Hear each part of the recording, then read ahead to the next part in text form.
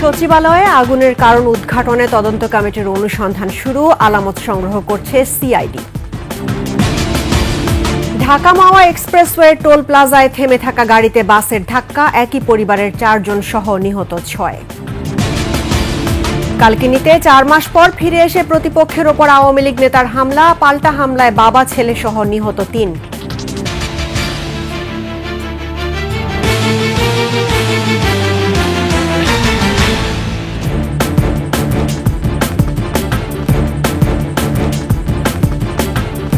শুনছিলেন সংবাদ শিরোনাম। আমন্ত্রণ 21 দেশের সংবাদে, আপনাদের সঙ্গে আছি রাহনুমা রাহি। দর্শক, 21 টেলিভিশনের সংবাদ একই সাথে সরাসরি দেখতে পাবেন আমাদের ফেসবুক পেজ www.facebook.com/2124 অনলাইনে। এছাড়া সাবস্ক্রাইব করতে পারেন www.youtube.com/@21etv চ্যানেলে। সচিবালয়ে আগুনের কারণ উদ্ঘাটনে কাজ শুরু করেছে তদন্ত দল। শুক্রবার সকালে ঘটনাস্থল পরিদর্শন করে আনুষ্ঠানিকভাবে কাজ শুরু করেন তারা। আগুনের ঘটনা নাশকতা নাকি তা তদন্ত শেষে জানা যাবে বলে জানিয়েছে তদন্ত কমিটি। মফিউর রহমানের রিপোর্ট। বুধবার গভীর রাতে সচিবালয়ে লাগা আগুন নিয়ে শুরু থেকেই আলোচনা, এটি দুর্ঘটনা নাকি নাশকতা। এমন প্রশ্নের মধ্যেই আগুনের ঘটনায় বৃহস্পতিবার প্রথমে 7 সদস্যের তদন্ত কমিটি গঠন করা হয়। পরে উপদেষ্টা পরিষদের বৈঠকের পর সেই কমিটি বাতিল করে 8 সদস্যের উচ্চ পর্যায়ে তদন্ত দল গঠন করে সরকার। স্বরাষ্ট্র মন্ত্রণালয়ের সিনিয়র সচিবের নেতৃত্বে এই কমিটি শুক্রবার আনুষ্ঠানিকভাবে কাজ শুরু করে। সকালে সচিবালয়ে দুর্ঘটনাস্থল পরিদর্শন করেন তদন্ত কমিটির সদস্যরা।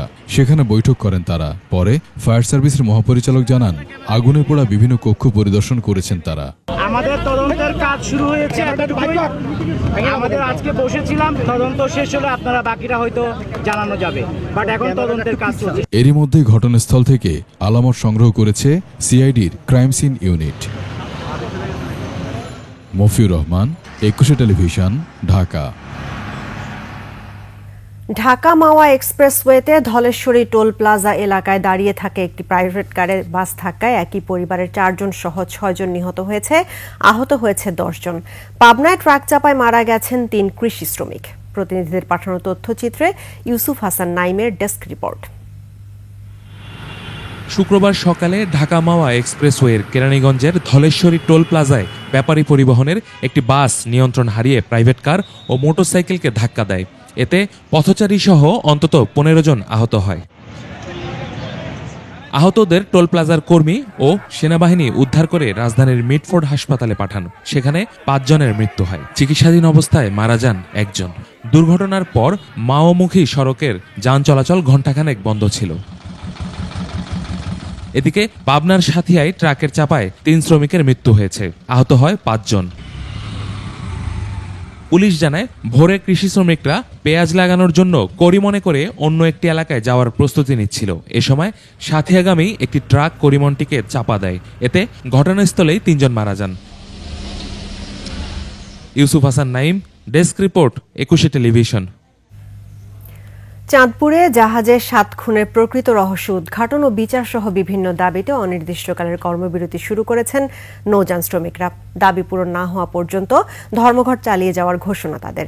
এতে পণ্য পরিবহনে দেখা দিয়েছে ভোগান্তি। নিত্যপণ্যের দাম বাড়ার শঙ্কা ব্যবসায়ীদের, তবে যাত্রীবাহী নৌযান থাকছে কর্মবিরতির আওতামুক্ত। প্রতিনিধিদের তথ্যচিত্রে ডেস্ক রিপোর্ট। গত সোমবার চাঁদপুরের মেঘনা নদীর মাঝিরঘাট এলাকায় জাহাজ এমবি আল বাখেরায় 7 শ্রমিক খুনের ঘটনা ঘটে। ভাগ্যক্রমে বেঁচে যাওয়া জাহাজের কর্মচারী জুয়েলের দেয়া তথ্যে হত্যায় জড়িত সন্দেহে ওই জাহাজের লস্কর আকাশ মণ্ডল ওরফে ইরফানকে আটক করা হয়। তবে নৌযান শ্রমিক ফেডারেশন বলছে, এ ঘটনায় ইরফান ছাড়াও আরও অনেকে জড়িত। ঘটনার প্রকৃত রহস্য উদ্ঘাটন সহ কয়েক দফা দাবিতে অনির্দিষ্টকালের ধর্মঘটের ডাক দেয় ফেডারেশনটি। বৃহস্পতিবার রাত 12টা 1 মিনিট থেকে সব ধরনের পণ্য ওঠানামা বন্ধ রেখেছেন নৌযান শ্রমিকরা। হতাহতের শিকার পরিবারকে 20 লাখ টাকা করে ক্ষতিপূরণের দাবিও তাদের। 7 জন মারা গেছে, এদের প্রত্যেকটা লোকের 20 লক্ষ করে টাকা জরিমানা দিতে হবে, না দিলে আমাদের যে ধর্মঘট এই ধর্মঘট চলবেই। আকাশমন্ডল একা মারে নাকি, এমনি যে 7 জন মারছে এমনি আরো আকাশমন্ডলের সাথে লোক আছে। এদিকে 7 খুনের ঘটনায় গ্রেপ্তার আকাশ মণ্ডল ওরফে ইরফানকে 7 দিনের রিমান্ডে নেওয়ার পর নানা তথ্য বের করার চেষ্টা চলছে বলে জানিয়েছে চাঁদপুর নৌ পুলিশ। খুরশিদ আলম মুকুল, ডেস্ক রিপোর্ট, 21 টেলিভিশন। বান্দরবানের লামায় ত্রিপুরা সম্প্রদায়ের 17টি ঘর পুড়িয়ে দেওয়ার ঘটনায় জড়িত কাউকে ছাড় দেওয়া হবে না বলে জানিয়েছেন পার্বত্য চট্টগ্রাম বিষয়ক মন্ত্রণালয়ের উপদেষ্টা সুপ্রদীপ চাকমা। সকালে লামা উপজেলার সরই পূর্ব বেতছড়া পাড়া পরিদর্শন করেন উপদেষ্টা। সে সময় আগুনের সর্বস্ব হারানো 17 পরিবারকে 2 বান্ডিল করে ঢেউটিন, 25 কেজি চাল ও 2টি কম্বল দেন। পার্বত্য এলাকাকে স্পর্শকাতর এলাকা উল্লেখ করে স্থানীয় প্রশাসনিক কর্মকর্তাদের সতর্ক থাকার নির্দেশ দেন তিনি। কাছে মিয়ানমার সীমান্তে সংঘাত চলছে জানিয়ে সেদিকেও খেয়াল রাখার কথা বলেন উপদেষ্টা। ওই ঘটনায় এ পর্যন্ত 4 জনকে আটক করা হয়েছে। বাকি যারা এখনো আটক হয়নি তাদের ধরতে অভিযান চলছে বলেও জানান তিনি। এই দেশ চলে আইনের উপর ভিত্তি করে, এই দেশ চলে অধিকারের উপর ভিত্তি করে। আপনাদের হক, আপনাদের অধিকার কারণ নেওয়ার নাই। তার জন্য আমাদের যে কর্তৃপক্ষ, স্থানীয় প্রশাসন যে রয়ে গেছেন তারা খেয়াল রাখবেন। বার্মা বেশি দূরে না, ওখানে খুব গোলমাল চলতেছে এখন। ওই বার্মার গোলমাল যেন এদিকে না আসে, এটাও আমাদের খেয়াল রাখতে হবে। মাদারীপুরের কালকিনি উপজেলায় হামলা পাল্টা হামলায় বাঁশগাড়ী ইউনিয়ন পরিষদের 8 নম্বর ওয়ার্ডের সদস্য ও ওয়ার্ড আওয়ামী লীগের সিনিয়র সহসভাপতি আক্তার শিকদার ও তার ছেলে মারুফ শিকদার ও আক্তারের সমর্থক সিরাজ চৌকিদার নিহত হয়েছেন। আহত হয়েছে কমপক্ষে 30 জন। কালকিনি প্রতিনিধি রকিবুজ্জামানের পাঠানো তথ্যচিত্রে মহিমা পলির ডেস্ক রিপোর্ট। ভোরে কালকিনি উপজেলার বাঁশগাড়ী ইউনিয়নে এই সংঘর্ষের ঘটনা ঘটে। এতে ঘটনাস্থলে নিহত হন আক্তার শিকদার। হাসপাতালে নেয়ার পথে মৃত্যু হয় আক্তারের ছেলে মারুফ এবং সিরাজ চৌকিদারের। স্থানীয়রা জানান, ওয়ার্ড আওয়ামী লীগের সহসভাপতি আক্তারের ব্যাপক প্রভাব ছিল এলাকায়। এর সাথে একই ইউনিয়নের চেয়ারম্যান মুস্তাফিজুর রহমান সুমনের আধিপত্য বিস্তার নিয়ে দীর্ঘদিন দ্বন্দ্ব চলে আসছিল। সারা রাতে বোম পড়ছে, কম বেশি, আর সকালবেলা পড়তে অনেক বেশি। সাধারণ লোকজন যারে পায় তারাই ধরতে আছে, পিটাইতে আছে, একাধারে ঠিক আছে, কোপাইতে আছে। এখন আমরা নিরাপত্তা চাইতে আছি, এখানে আমরা ওই সরকারি যে কোনো সময় হামলা করতে পারি। 5 আগস্ট আওয়ামী লীগ সরকারের পতনের পর এলাকা ছাড়েন আক্তার। অবস্থা বুঝে 4 মাসেরও বেশি সময় পর শুক্রবার সকালে এলাকায় ফিরে 2 শতাধিক লোক নিয়ে হামলা চালান প্রতিপক্ষের লোকজনের বাড়িঘরে। পাল্টা হামলায় ছেলে ও এক সমর্থক সহ প্রাণ হারাতে হয়েছে তাকে। কিন্তু হামলা করছে, হামলার কারণে আজকে আমার আক্তার আমার ছোট ভাই, চাচতো ভাই, ও আক্তারের ছেলে আমার ভাতিজা। এটা কোনো রাজনৈতিক দল না বা রাজনৈতিক কোনো সাবজেক্টই না। এখানে আমার ভাইরে মারছে, এটা যে আমার ভাইয়ের মেম্বারিতে দাঁড়াইছে। স্থানীয় প্রশাসন বলছে, নিরাপত্তার জন্য আক্তারের বেশ কয়েকজন সমর্থককে নিরাপদ স্থানে সরিয়ে নেওয়া হয়েছে। এটা কোনো রাজনৈতিক হত্যাকাণ্ড বা মারামারি না, এটা আসলে স্থানীয় আধিপত্য বিস্তারকে কেন্দ্র করে আক্তার মেম্বার এবং সুমন চেয়ারম্যানের ভিতরে এই মতবিরোধ বা গন্ডগোল। যেটা পরিস্থিতি মোকাবেলার জন্য আমাদের অতিরিক্ত পুলিশ মোতায়েন রয়েছে।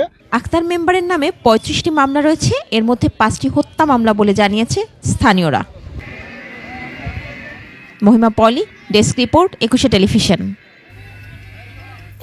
আমনের ভরা মৌসুমেও ঊর্ধ্বমুখী সব ধরনের চালের দাম। বিপাকে নিম্ন আয়ের মানুষ। বাজার স্থিতিশীল রাখতে আমদানি শুল্ক কমালেও তা কাজে আসছে না। খুচরা ব্যবসায়ীরা বলছেন মোকামে চাল সংকটের কথা, আর চালকল মালিকদের দাবি বাজারে ধানের সরবরাহ কম। নওগাঁ প্রতিনিধি রতন ইসলাম ও হিলি প্রতিনিধি সালাউদ্দিন বকুলের তথ্যচিত্রে ডেস্ক রিপোর্ট। সবচেয়ে বড় মোকাম নওগাঁয় 2 সপ্তাহের ব্যবধানে প্রকারভেদে 50 কেজির প্রতি বস্তায় চালের দাম বেড়েছে 150 থেকে 200 টাকা। খুচরায় বেড়েছে কেজিতে 4 থেকে 5 টাকা। ভরা মৌসুমে দাম বাড়ায় ক্ষুব্ধ নিম্ন আয়ের মানুষ। এইভাবে যদি চালের দাম বৃদ্ধি হয় তাহলে আমরা এই সরল সাদা মানুষ কিভাবে আমরা চলবো? এই সময় চালের বাজার কম হবে না, কিন্তু চালের বাজারটা বাড়তি। খুচরা ব্যবসায়ীরা বলছেন, মোকামে সংকটের কারণে বেশি দামে চাল কিনতে হচ্ছে তাদের। আর চালকল মালিকরা জানান, আমন মৌসুমের শুরু থেকেই বাজারে ধানের সরবরাহ কম। কাটারি নাজির যেটা, সেটা আপনার 75 টাকা কেজি, আর কাটারি আরেকটা আছে সেটা হচ্ছে 72 টাকা কেজি, আর জিরা শাল যেটা নন শটার এটা হচ্ছে 72 টাকা, আর যেটা শটার সেটা হচ্ছে 74 টাকা। শুধু ইন্ডিয়ার উপর নির্ভরশীল না হয়ে থেকে অল্টারনেটিভ বাজার থেকে চাউল আমদানির আমরা পরামর্শ দিচ্ছি। বাজার স্থিতিশীল রাখতে চাল আমদানি শুরু হওয়ার কথা জানায় খাদ্য বিভাগ। এক সপ্তাহের বাজার দর পর্যালোচনা করে আমরা দেখলাম যে সেখানে কেজি প্রতি জাতভেদে 1 থেকে 2 টাকা করে বেড়েছে দাম। তো আমরা অভিযান শুরু করেছি, বিভিন্ন দোকানগুলো, চালের দোকান, আড়ত এবং মিলগুলো তারা পরিদর্শন করতেছে এবং যেখানে এই বিষয়গুলো পাওয়া যাচ্ছে সেই সব জায়গাগুলোতে ব্যবস্থা নেওয়া হচ্ছে। এদিকে শুল্ক প্রত্যাহার করায় হিলি স্থলবন্দর দিয়ে আমদানি বাড়লেও কমছে না চালের দাম, বরং কেজিতে 1-2 টাকা করে বেড়েছে। ঢোকার পর থেকে দাম কমের দিকে আসে নাই, শুধু বৃদ্ধির দিকে গেছে। চালের বাজার তো ঊর্ধ্বগতি। আমদানিকারকরা জানান, ভারতে চালের দাম টন প্রতি বেড়েছে $15 থেকে $20। দেশেও ডলারের বাজার ঊর্ধ্বমুখী, এর প্রভাব পড়েছে আমদানি করা চালে। শুল্কের জন্য নয়, মালের দামের জন্য নয়। ডলার ছিল 122 থেকে 21 টাকা বা 120 থেকে 21 টাকা ছিল, এই ডলার এখন 24 টাকা চাচ্ছে ব্যাংক। এই ডলারের এই রেটের গ্যাপের জন্যই আপনার হচ্ছে চালের বাজারটা আবার বেড়ে উঠেছে। ভারত থেকে আমদানি করা চাল সরবরাহ হচ্ছে ঢাকা, চট্টগ্রাম, সিলেট, ময়মনসিংহ সহ দেশের বিভিন্ন অঞ্চলে। সমর ইসলাম, ডেস্ক রিপোর্ট, 21 টেলিভিশন। বিএনপির কেন্দ্রীয় ভাইস চেয়ারম্যান সাবেক স্বরাষ্ট্রমন্ত্রী air vice marshal Altaf Hossain Chowdhury বলেছেন, ভারতের সঙ্গে বাংলাদেশের কোনো খারাপ সম্পর্ক নেই, বরং মোদী সরকারের সাথে খারাপ সম্পর্ক রয়েছে। শুক্রবার সকালে পটুয়াখালীর শেরেবাংলা সড়কে নিজ বাসভবনে আয়োজিত সংবাদ সম্মেলনে সাংবাদিকদের এই প্রশ্নের জবাবে তিনি কথা বলেন। জানান, মোদী সরকারের শুধু আওয়ামী লীগ বা শেখ হাসিনার সাথে সম্পর্ক ছিল। 5 অগস্ট হাসিনা পালিয়ে যাওয়ার পর সম্পর্কের অবনতি হয়েছে। এ সময় জেলা বিএনপির সদস্য মোহাম্মদ মাকসুদ আহমেদ বাইজিদ পান্না, জেলা আইনজীবী সমিতির সভাপতি সহ বিএনপি ও অঙ্গ সংগঠনের নেতাকর্মীরা উপস্থিত ছিলেন। ক্ষমতা নয়, সুশাসনের জন্য দেশবাসীর ভালোবাসা ও সমর্থন চেয়েছেন জামায়াতে ইসলামের আমির ডাক্তার শফিকুর রহমান।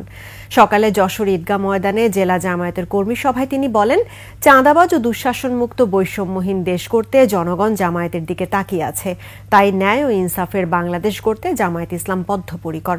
আমির আরও বলেন, বাংলাদেশিরা আর কারো দাসে পরিণত হবে না। এ সময় ভারতের প্রধানমন্ত্রী নরেন্দ্র মোদীর 16 ডিসেম্বরের দেয়া বক্তব্যের সমালোচনা করেন ডাক্তার শফিকুর রহমান। জাতীয় চ্যালেঞ্জ মোকাবিলায় আপনাদেরকে যেন আমরা আমাদের পাশে পাই। নাম্বার 4, এই জাতিকে বদলে দেওয়ার জন্য আপনাদের অন্তরে যেন আমাদের জন্য একটা জায়গা পায়। মাত্র 23% জনবলে চলছে সৈয়দপুর রেলওয়ে কারখানা।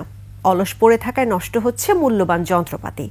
সংশ্লিষ্টরা বলছেন, কারখানার কার্যক্রমে গতি আনতে শ্রমিক কর্মচারী নিয়োগের বিকল্প নেই। আর রেলপথ মন্ত্রণালয়ের উপদেষ্টা জানিয়েছেন, জনবল নিয়োগ করে বাড়ানো হবে উৎপাদনের পরিধি। নীলফামারী প্রতিনিধি নূর আলম বাবুর তথ্য ও চিত্রে রেলওয়ে কারখানার উপর 3 পর্বের রিপোর্টের আজ দেখুন প্রথম পর্ব। খুঁড়িয়ে খুঁড়িয়ে চলছে নীলফামারীর সৈয়দপুর রেলওয়ে কারখানা। তীব্র জনবল সংকটে পড়েছে ঐতিহ্যবাহী প্রতিষ্ঠানটি। চাহিদার 77% জনবল কম থাকায় কোচ ও ওয়াগন মেরামত, রং বার্নিশ সহ খুচরা যন্ত্রপাতি তৈরির কাজ ব্যাহত হচ্ছে। সংশ্লিষ্টরা বলছেন, 1992 সালেও 7356 জন শ্রমিক কাজ করতেন সৈয়দপুর রেলওয়ে কারখানায়। পরে জনবল সংকোচন নীতিমালার আওতায় শ্রমিক কর্মচারীর সংখ্যা কমিয়ে 3171 জনে নামিয়ে আনা হয়। পর্যায়ক্রমে দক্ষ শ্রমিকেরা অবসরে যাওয়ায় এখন কাজ করছেন মাত্র 729 জন।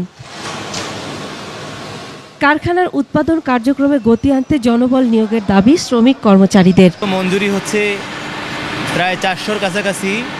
আমাদের আছে বর্তমানে 30 জন। এই 30 জন নিয়ে আমাদের প্রোডাকশন দেওয়া অনেক কষ্টসাধ্য হয়ে যাচ্ছে। নতুন গাড়ি আসছে, নতুন মালামাল আসছে, সেগুলো আমাদের আটন দিতে হয়। আমরা 30 জন লোকের কাজ করা লাগতেছে 150 লোকের। অল্প শ্রমিক দিয়ে কাজ চালিয়ে যাচ্ছি, কিন্তু আবার ভালো লাগার বিষয়গুলো আছে যে আমরা দেশের সেবা করতে পারছি। শ্রমিক সংকটের কথা জানিয়েছেন কর্মকর্তারাও। বলছেন, দক্ষ ও আধা দক্ষ ও অস্থায়ী শ্রমিক জনবল দিয়ে কারখানা সচল রাখা হচ্ছে। কাঁচামালের যোগান স্বাভাবিক রাখার উপরও জোর দেন তারা। প্রচেষ্টা অব্যাহত আছে যে আমরা যাতে নিয়োগ প্রক্রিয়াটা কন্টিনিউয়াসলি হয় এবং যাতে আমরা যত দূর সম্ভব এই জনবল পূরণের ঘাটতিটা পূরণ করতে পারি। সম্প্রতি রেলওয়ে কারখানা পরিদর্শন করে রেলপথ মন্ত্রণালয়ের উপদেষ্টা জানান, জনবল বৃদ্ধি ও কারখানার উৎপাদনের পরিধি বাড়ানো হবে, যাতে দ্রুত কোচ ও ওয়াগনের পাশাপাশি ইঞ্জিনও সংস্কার করা যায়। নতুন সংগ্রহ করার আমরা চেষ্টা করছি, কিন্তু এটা সময় সাপেক্ষ এবং ব্যয়বহুল। তো ওই জন্য আমরা এখানে আসছি যে এখানে এটাকে বাড়ানো যায় কিনা, মানে এখানে মেরামত করে আরো বেশি লোকোমোটিভকে কার্যকর করা যায় কিনা সেটা দেখার জন্য এসেছি। 1870 সালে 110 একর জায়গার উপর 29টি উপশপ নিয়ে গড়ে ওঠে সৈয়দপুর রেলওয়ে কারখানা। Masum আলিসা, desk report, 21 television. শীত আসলেই শুরু হয় খেজুর গাছের রস সংগ্রহ, তবে এখনও অনেক জায়গায় স্বাস্থ্যবিধি না মেনেই সংগ্রহ করা হচ্ছে এসব রস। বিশেষজ্ঞরা বলছেন এতে ছড়িয়ে পড়তে পারে নিপা ভাইরাস সহ অন্যান্য জটিল রোগ। প্রতিনিধিদের তথ্যচিত্রে ডেস্ক রিপোর্ট। 1998 ও 1999 সালে মালয়েশিয়া ও সিঙ্গাপুরে প্রথমবার নিপা রোগের প্রাদুর্ভাব দেখা দেয়। বাংলাদেশে 2001 সালে মেহেরপুরে প্রথম নিপা ভাইরাস শনাক্ত করা হয়। বাদুড়ের লালা দ্বারা সংক্রমিত খেজুরের কাঁচা রস পান করাকে চিহ্নিত করা হয় এর সংক্রামক হিসেবে। কাঁচা রসে নিপা ভাইরাসের ঝুঁকি থাকায় রস সংগ্রহের সময় নিরাপত্তা বেষ্টনী দেওয়ার পরামর্শ ছিল বিশেষজ্ঞদের।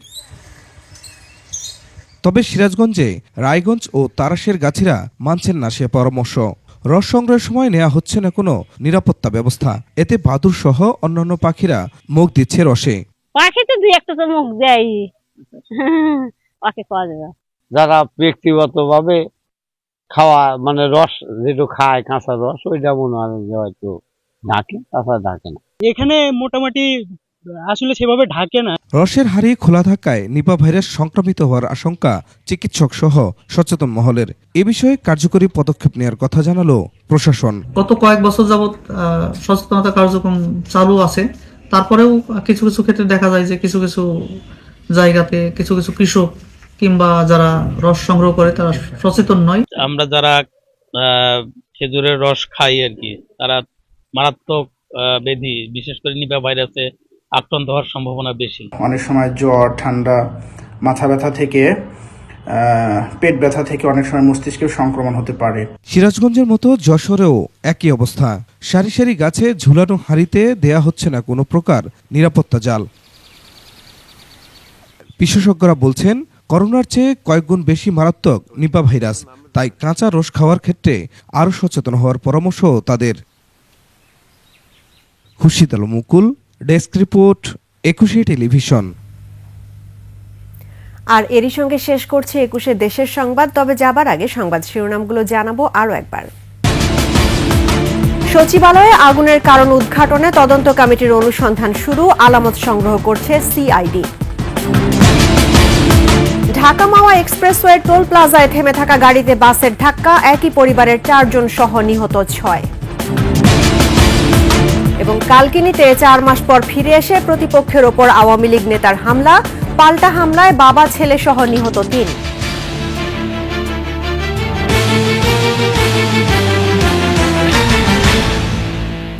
দর্শক, 21 সর্বশেষ খবর জানতে ডায়াল করুন 2021 নম্বরে, আর ভিজিট করুন 21-tv.com ওয়েবসাইটে। ফেসবুকে ভিজিট করতে পারেন www.facebook.com/2124 অনলাইনে। এছাড়া সাবস্ক্রাইব করতে পারেন www.youtube.com/@21etv চ্যানেলে। এতক্ষণ সঙ্গে থাকার জন্য ধন্যবাদ। আমাদের পরবর্তী সংবাদ আয়োজন সন্ধ্যা 7টায় দেখার আমন্ত্রণ রইল। 21-এর সঙ্গেই থাকুন।